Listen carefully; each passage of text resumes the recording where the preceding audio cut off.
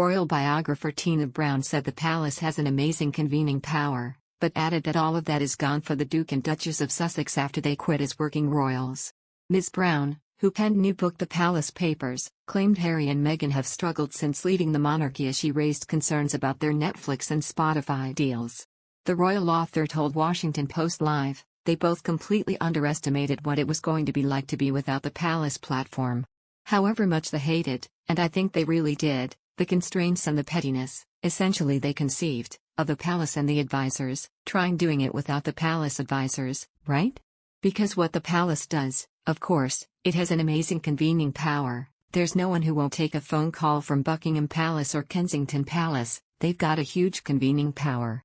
Every invitation in the world comes through that conduit and private secretaries can just sift and say what about appearing this, or why don't you do this?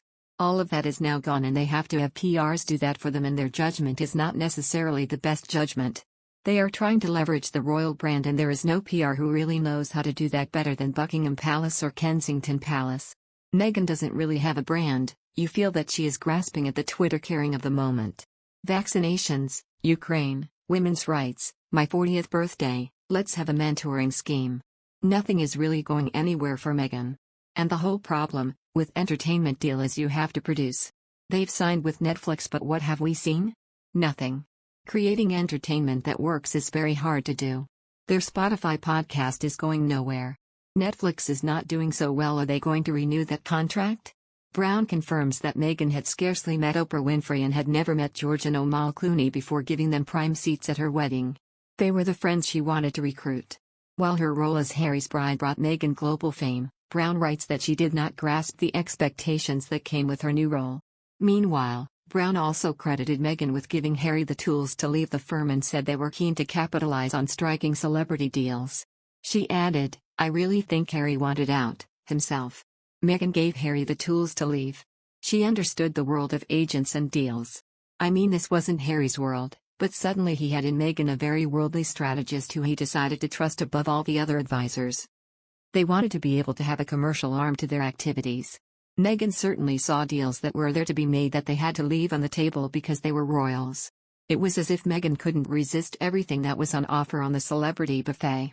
Another news, Harry's remarks, in which the Duke expressed a desire to ensure the Queen is protected, has been received in the palace as a calculated dig at senior royal aides, according to expert Richard Palmer.